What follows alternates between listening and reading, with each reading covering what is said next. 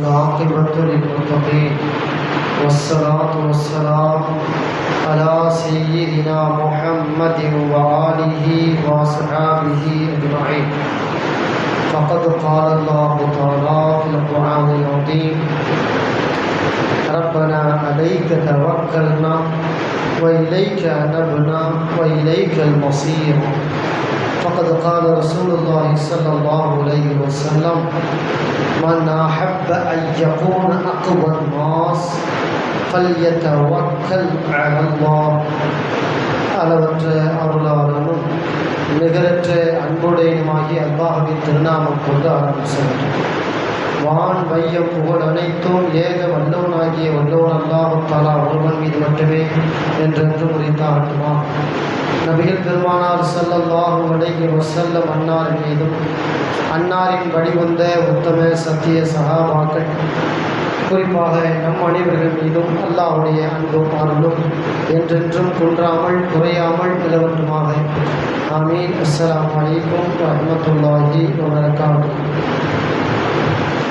அல்ஹம்துலில்லாஹ். இன்றோடு நம்முடைய ஹாஃபிஸ் அவர்கள் சரியாக 28 ஜுஸுவை முடித்து தந்திருக்கிறார்கள். இன்று ஓதப்பட்ட திருமறை வசனம் சில வசனங்கள் பெண்களுக்கான உரிமைகளை பற்றி பேசியது. இன்னும் சில வசனம் பொது சபையில் பின்னே வந்தவர்களுக்கு இடம் தாருங்கள் என்று கேட்டால் கொடுப்பதனுடைய அவசியத்தை பற்றி பேசியது. இன்றைக்கு நம்முடைய சிந்தனைக்கு ஒரு அழகான வசனம்: ரப்பனா அலைக்க தவக்கல்னா வ இலைக்க அனப்னா வ இலைக்கல் மஸீர்.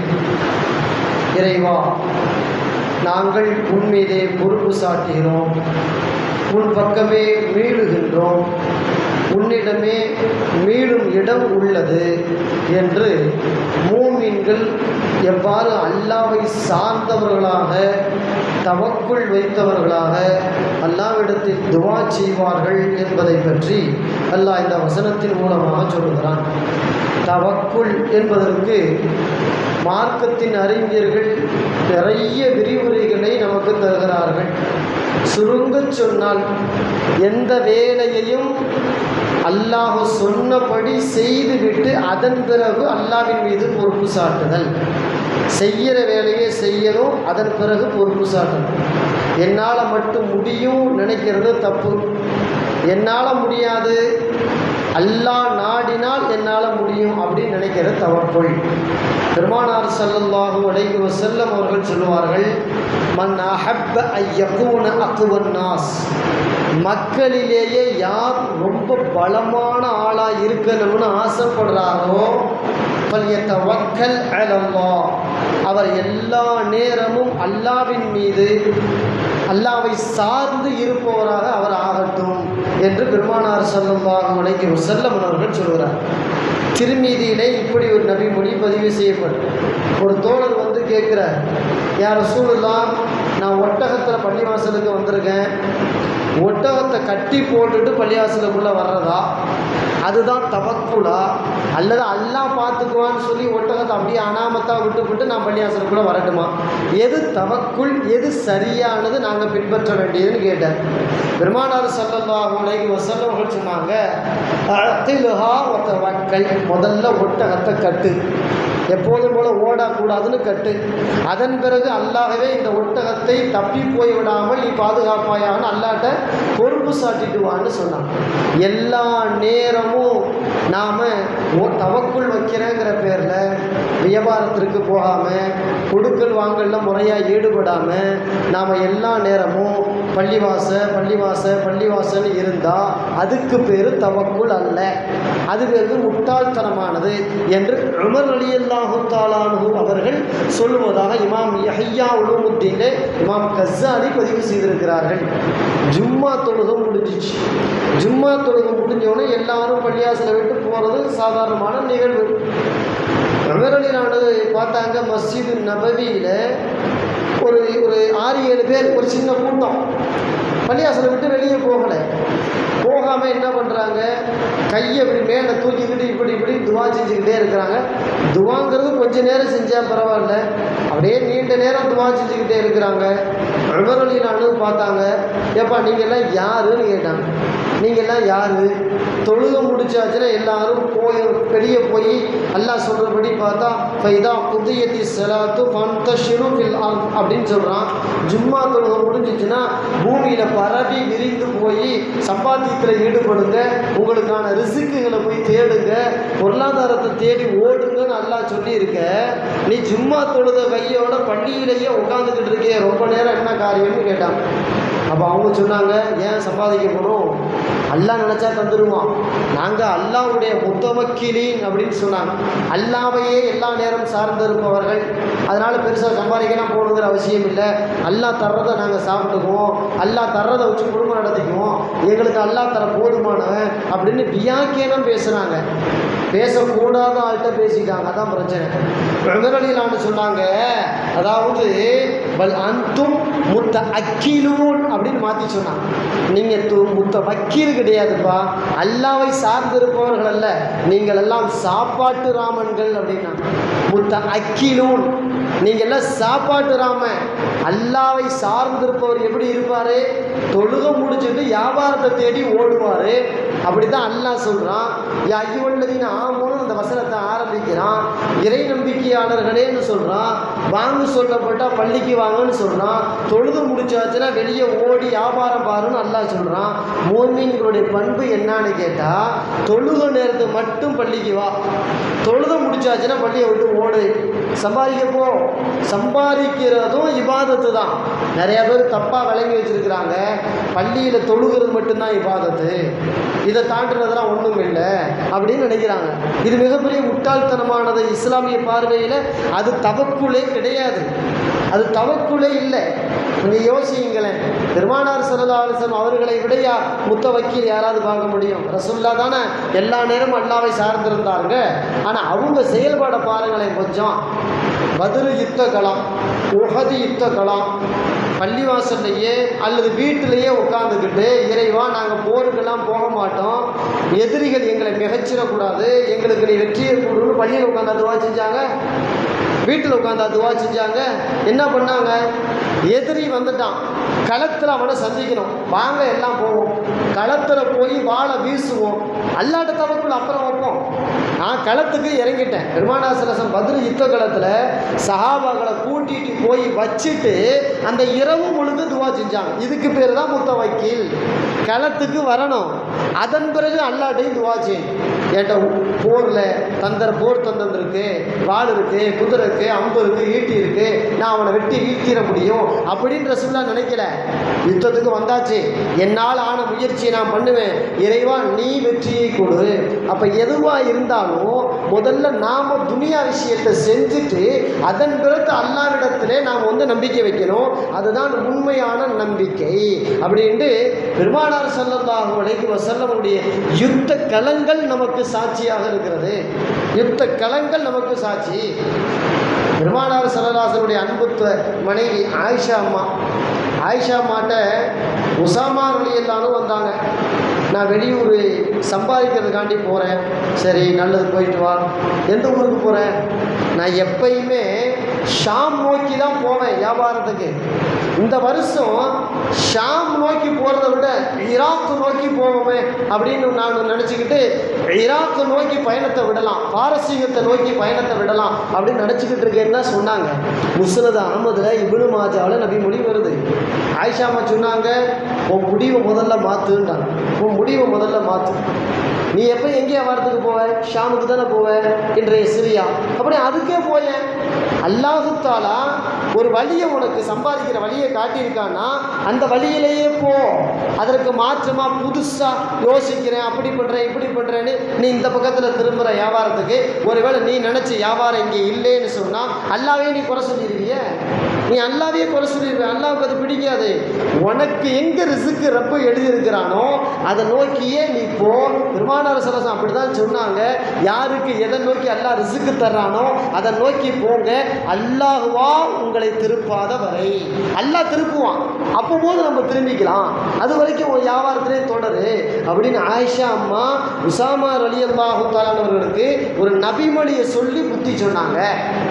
அதாவது தமிழில் ஒரு பழமொழி சொல்லுவான்ல, தெரிஞ்சதை விட்டவனும் கேட்டான், தெரியாததை தொட்டவனும் கேட்டான். இது எல்லாத்துக்குமே பொருந்தும். தெரிஞ்ச தொழில் என்ன, அந்த தொழிலே போதும், அல்ஹம்துலில்லாஹ். அதை டெவலப் பண்ணுறதுக்கு என்ன வழி?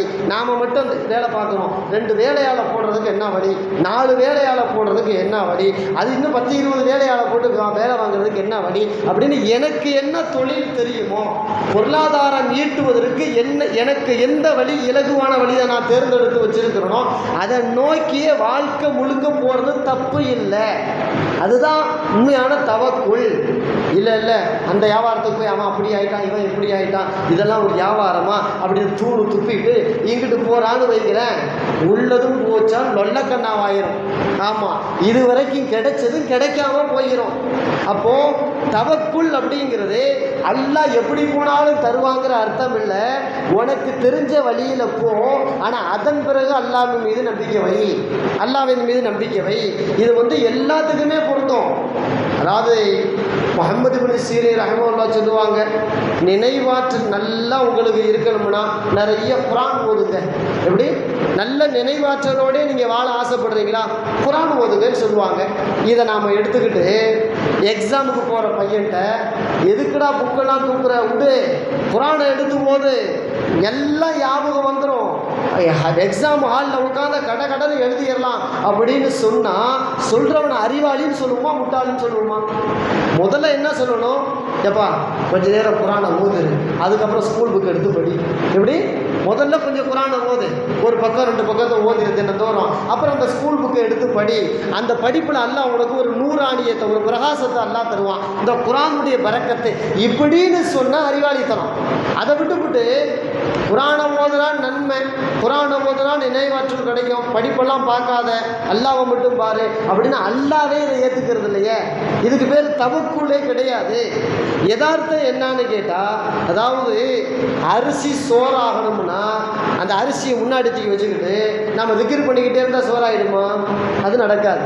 அந்த அரிசியை கழுவி ஒரு பாத்திரத்தில் நெருப்பில் வச்சு கொதிக்க வச்சு அதை கரெக்டான நேரம் பக்குவமாக எடுத்தால் அது சோறாகும். ஆனால் இடையிலேயே எல்லாம் எனக்கு சோறு ஆக்க தெரில, ஏதோ அரிசியை சட்டியில் போட்டிருக்கேன், நெருப்பு வச்சு கொடுத்துறேன், இறைவா அந்த சோறு மாதிரி யார் தந்துரு அப்படின்னு சொல்லிக்கிட்டே வேலை பார்த்தா அல்லாஹ் தருவான் இல்லையா? இதுதான் தவக்குள்.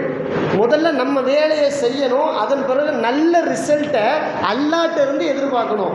ஏன் திறமைன்னு நினைக்கக்கூடாது. ஏன் திறமை, நான் பெரிய அறிவாளி, நான் பெரிய படிப்பாளி, நான் பெரிய புத்திசாலி, நான் பெரிய அனுபவசாலி, நான் தொட்டதெல்லாம் தொடங்கும் அப்படின்னு மமதையில் தன் மீது மட்டும் நம்பிக்கை வைக்கிறான் பார்த்தீங்களா? இதுதான் முட்டாள்தனம். ஓ மேலையும் நம்பிக்கை வேணும், ஆனால் அதே மாதிரி அல்லாஹ் மேலையும் உனக்கு நம்பிக்கை வேணும். அதுதான் தவக்குள். அப்போ உனக்கு என்ன தொழில் தருமோ அந்த தொழிலை பாரு, தப்புள்ள. உனக்கு என்ன படிப்பு வருமோ அந்த படிப்பை படி, தப்புள்ள. உன்னால் என்ன முடியுமோ அதை செய்ய, பிறகு அல்லாஹ்வின் மீது நம்பிக்கை வைக்க. அதுதானே பெருமானார் ஸல்லல்லாஹு அலைஹி வஸல்லம் அவர்கள் கற்றுக் கொடுத்தாங்க. எத்தனையோ தோழர்கள் வியாபாரிகளாக இருந்தாங்க, எந்த வியாபாரியும் ரசூலுல்லாஹ் தடுக்கலையே. ஏன் நீ வெளிநாட்டுக்கு போகிற, நீ ஏன் சம்பாதிக்க போகிற, என்னுடைய பள்ளியிலேயே நீ உட்காந்துரு, எப்படி என்னோட பள்ளியிலேயே உட்காந்துரு, நான் உனக்கு ஹதீஸை சொல்லித்தரேன், குர்ஆனை சொல்லித்தரேன் அப்படின்னு சொன்னாங்க. உமர் ரலியல்லாஹு சொல்கிறாங்களே, நானும் என்னுடைய தோழரும் பங்கு வச்சுக்குவோம். ஒரு நாளைக்கு நீ ரசூலுல்லாஹ்வுடைய பாசறைக்கு கல்விக்கூடத்துக்கு போ, பாடத்தை படிச்சுக்க, நான் அன்னைக்கு வியாபாரத்துக்கு போயிடுறேன், போயிட்டு மாலையில் நீ எனக்கு என்ன கற்றுக்கிட்டேங்கிறத சொல்லிக் கொடு, நீ என்ன கற்றுக்கிட்டேன்னு சொல்லிக் கொடு. மறாவது நாள் நான் ரசூலுல்லாஹ்வுடைய கல்விக்கூடத்துக்கு போகிறேன், நீ வியாபாரத்துக்கு போ அப்படின்னு சொன்னாங்களே. அதே மாதிரி நடந்துச்சு. புகாரியில் நபிமொழி இருக்கு. அப்போ உமர் ரலியல்லாஹு அவர்களுக்கு தெரியாத தவக்குலா? அப்போ வியாபாரத்துக்கும் போகணும், காசு பணமும் சம்பாதிக்கணும், அதே நேரத்தில் மார்க்கத்தையும் கற்றுக்கணும். குர்ஆனை, ஹதீஸை, மார்க்க ஞானங்களை, சட்டங்களை எல்லாத்தையும் கற்றுக்கணும். இது ரெண்டும் நமக்கு 2 கண்ணு மாதிரி இருக்கணுமே தவிர பொழுதன்னைக்கும் பள்ளியிலே இருந்தால் தவக்குள் அல்லாஹ் தருவான், அல்லாஹ் தருவான், அல்லாஹ் தருவான் அப்படி யாருக்கும் தரமாட்டான். உமர் ரலியல்லாஹு அந்த ஒரு வார்த்தை சொன்னாங்க, கையை தூக்கி தூக்கி துவா செஞ்சுட்டு இருக்கும் போது, அன்னஸ்ஸமாஉ லா தும்திரு தஹபன் வலா ஃபில்லா. ஏப்பா வானத்தில் என்ன தங்கமும் வெள்ளியுமா கொட்டு உனக்கு? தங்கமும் வெள்ளியும் வானத்தில்தான் கொட்டாது, தங்கம் வெள்ளியை தேடி உழைப்பை தேடி வெளியே ஓடு அப்படின்ட்டான். சொல்லி முடிச்சு சும்மா விடலை, சாட்டையை எடுத்து ஒரு விளாசி ஓடுறியா என்னப்பா அப்படின்னு பள்ளியாசை விட்டு விரட்டுனாங்களாம். அப்போ பள்ளிவாசலுக்குள்ள வரணும்னு சொல்லக்கூடிய ஒரு ஜனாதிபதி தான் குறிப்பிட்ட நேரத்துக்கு அப்புறம் பள்ளிக்குள்ள இருக்காதுன்னு சொல்றாங்க. ஏன்னா தவக்குலுக்கு நாம தப்பான அர்த்தம் சொல்லிடக்கூடாது. அப்படியே போகும்பொழுது அல்லாவின் மீது நல்ல எண்ணம் இல்லாம கெட்ட எண்ணமா அது மாறிடும். அல்லாஹ் அல்லாஹ் நினைச்சுக்கிட்டே இருக்க, அல்லாஹ் உனக்கு ஒண்ணுமே தெரியலன்னு ஷைத்தான் அழகா சொல்லிட்டு போயிடுவான் இல்லையா? பெருமானார் ஸல்லல்லாஹு அலைஹி வஸல்லம் சொன்னாங்கல்ல, தவக்குல்னா என்ன? பறவைகளை போல நீங்க இருங்கன்னு சொன்னாங்க. திரும்பிதில் நபிமொழி வருது. பறவை போலன்னா எப்படி? ரசூலுல்லாஹ் சொல்றாங்க, காலையில கூட்டை விட்டு அல்லாஹ் ஆகாரம் தருவான்னு அது கூட்டுக்குள்ளே உட்காரல, வெளியே ஆகாரத்தை தேடி போகுது, வெறுவயிரா போகுது, வெறுவயிரா பறந்து போகுது. ஆனா மாலையில வயிறு முட்டை சாப்பிட்டுட்டு கூட்டுக்குள்ள வந்து அடைய வந்துடுது. இதுதான் தவக்குல். முதல்ல சம்பாதிக்கிறதுக்காக வெளியே போ, அல்லாஹ் தருவான் முடிவு பண்ணி போ. அல்லாஹ் உன்னை பெருங்கையை அனுப்பாம கை நிறைய கொடுத்து உன்னுடைய மாலையில வீட்டுக்கு அனுப்புவான். இதுதான் தவக்குல். இதுதான் ரசூலுல்லாஹ் சொன்னாங்க, பறவைக்கு இருக்கும் தவக்குலை போல் உங்களுக்கு வந்துவிட்டால் அல்லாஹ் தஆலா உங்களுக்கு அறியாத புறத்தில் இருந்து ரிஸ்க்குகளை வழங்குவான். அறியாத புறத்திலிருந்து ரிஸ்க்குகளை வழங்குவான். அப்ப தவக்குல் என்பது வெறுமனே அல்லாஹ்வை மட்டும் சார்ந்திருப்பேன் என்று சொல்லிவிட்டு உலகத்தை நோக்கிய பயணம் இல்லாமல் இருந்தால் அது தவக்குல் அல்ல. அதே நேரத்திலே உலகையை நோக்கிய பயணமும் தேவை, அல்லாஹ் தருவான் என்ற அந்த உயர்தரமான நம்பிக்கையும் தேவை. இதை இரண்டும் கலந்ததாக இருந்தால் அதுதான் பரிபூர்ணமான தவக்குல் என்பதை இஸ்லாம் நமக்கு தெளிவாக கற்றுத்தருகிறது. வல்லோன் அல்லாஹ் தஆலா விரும்புகின்ற அந்த முத்தவக்கிரீன்களா அல்லாஹ் நம்மை ஆக்குவானாக. வஆகிரு தஅவானா அல்ஹம்துலில்லாஹி ரப்பில் ஆலமீன். அஸ்ஸலாமு அலைக்கும் வரஹ்மத்துல்லாஹி வபரகாத்துஹு.